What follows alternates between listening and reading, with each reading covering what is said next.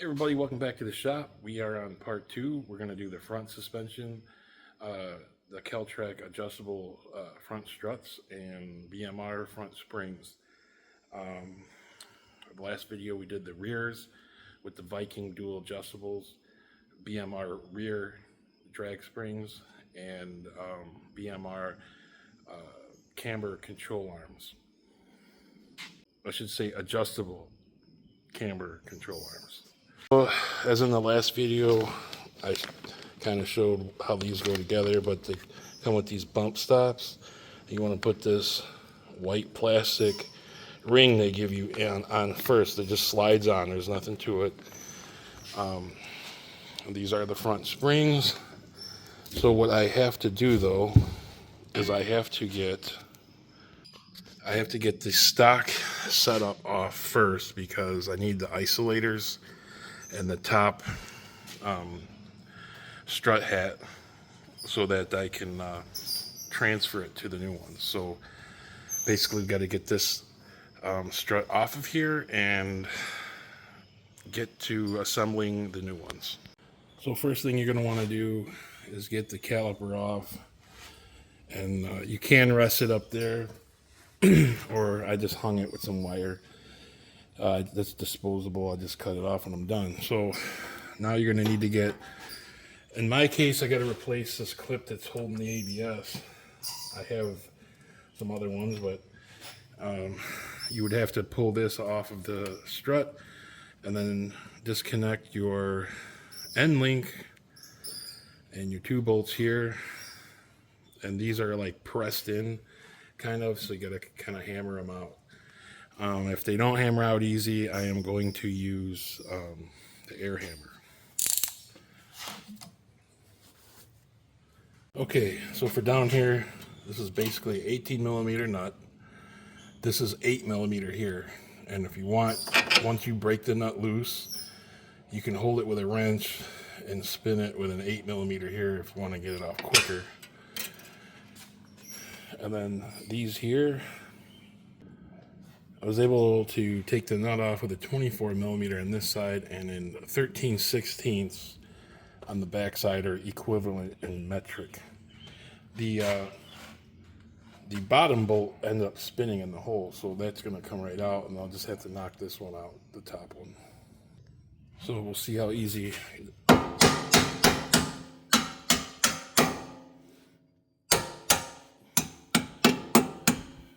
bad. So I'll just get something smaller to kind of punch it out.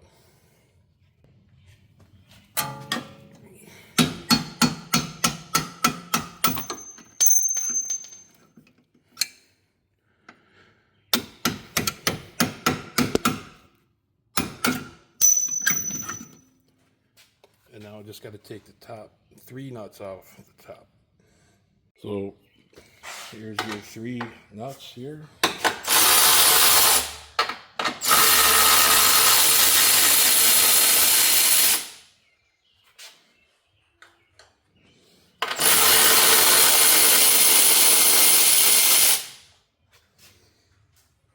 And just grab underneath, do the last one. It's out.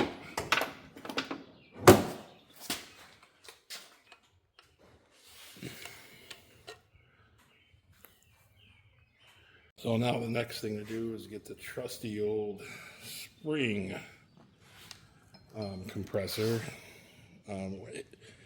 It's the kind everyone hates to use, but with the size of these coils, it work pretty good. Anyway, just compress that spring and get the rubber pieces off. I need this piece and swap it onto the new one. Okay, I got the spring off the old strut, and I took the bottom, the rubber isolator, off the old strut and put it on the new one. And on this, there's a bigger and a smaller end, and if you're not sure, you can take the top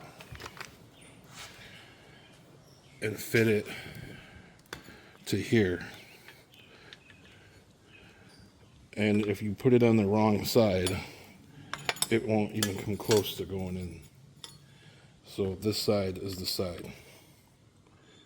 And it so happens that the writing is right side up in that fashion. So I have to get the spring compressor off of this spring and put it on that spring. Now, to reinstall this, let me get a better angle here.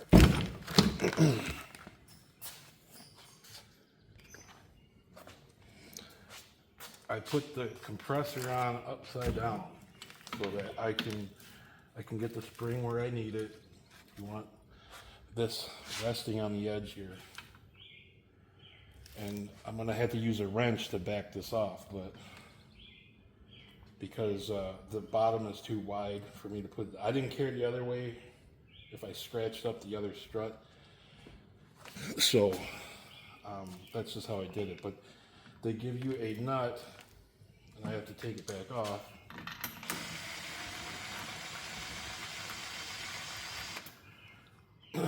Now I am not spinning the shaft of the strut. He adamantly says to not do that. I'd assume if you get it just about all the way down, it's okay, because he doesn't want you to spin the shaft while you tighten it. So you've got a lock, and this style nut is designed to spin all the way down without any resistance like other ones do. And like I said, I'm just going to lightly turn it until it stops. The bottom shaft is not turning.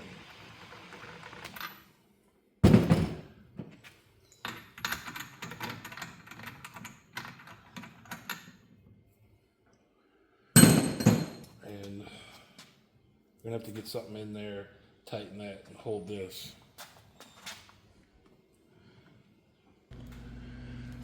So I got this top nut tight enough to where the lock nut or the lock washer is completely compressed. So now I'm just going to undo these compressors. And to do that, like I said, I'm going to have to use a wrench and just back them off. It's going to take a little bit, but it's what I got to do. All right. So it's about 5 minutes later. I got the spring sitting right here on the end where it's supposed to be. And there's the end mark where it used to be here. This top hat turns so that you can line it up with the top. And that's it. And we'll put it back in. All right. So I got these 3 tight up here, and this is the adjuster and where the adjustment is made. So right now it's starting on full loose, which is where I'm going to leave it, but this turning it this way tightens it, this way loosens it. Now it's right at the end, so that's full loose. All right, so now we are going to put the bolts back in. Strut on the bottom.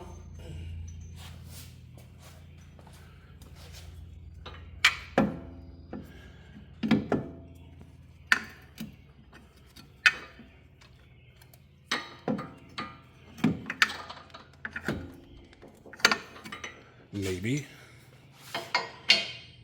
Let me cut this and see if I got to spread that open a little bit. So it was nothing other than the camera was kind of in my way and I had to just straighten it out more. So get the bottom one in first. So you can just press that one in.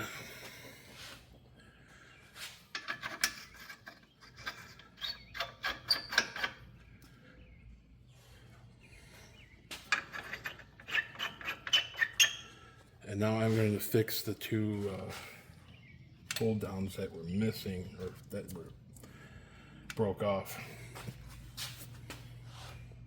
All right, I got the sway bar reattached up here. These 2 bolts are tight. All I got to do is put the brake on and this side. is done.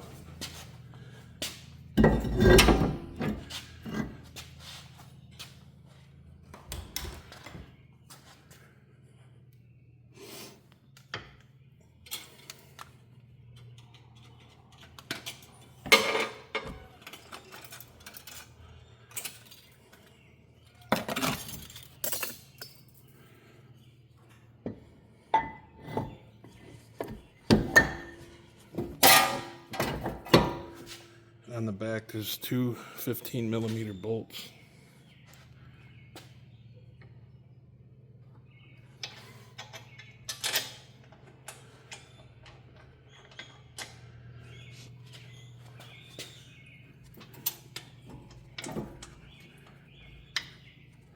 I'll have to move the camera because I can't get to it. Yeah, back here it's just two bolts, two 15mm. So it is super humid out here, as you can see. Everything is sweaty but this pocket. Anyway, I kind of skipped over how I got the original spring off, so I'm going to do that for this other side. And from everything else, pretty much seen that. It's the new one. Backing off those were super easy with the wrench, maybe 5 minutes. So I wouldn't want to tighten it that way, but loosening it, taking it off is no problem. So I'm gonna quick do the removal of the spring from the old strut. You can see how I did that. All right, this is how I had it set up. Again, this is if you don't really care if you scratch up this strut because you're not going to use it anymore. But it doesn't matter. So I have it kind of short on this end and as long as I can get on this side.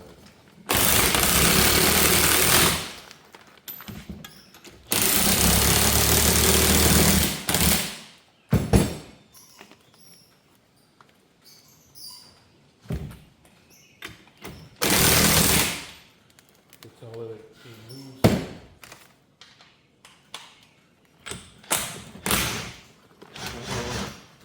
Now, if you don't care about the strut, you can just grab this piston with a wrench.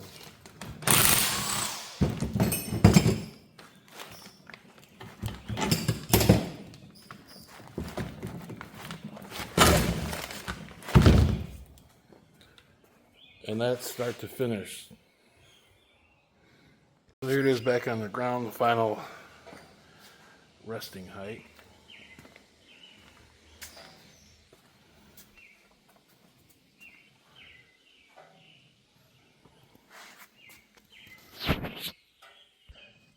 I can tell already from backing out of the garage and back in that the dirt marks are farther towards the outer edge of the tire. And they actually don't look like they're leaning in. So I know that before I put the camber arms on, it was cambered in at the top. Now I know when I put these on, I know I made them the same length with the bolts and in the old one, but when I tightened it, I know they were pulled out a little bit. So I know I gave it a little bit of positive at the top coming out. So they look more flat than they were before, even without alignment. But that's the next step. Just get this thing four-wheel aligned. Kelltrac gives you a good base to have everything at. So I'm going to give them the specs and just have them do that. Shouldn't be no issues with the toe, but if there is, I guess I'll have to get the toe links. And, if the old ones are old and don't want to move. But I'll do another video on this, testing it out with a draggy and see how it does. But until next time, please like and subscribe, and we'll catch you on the next one.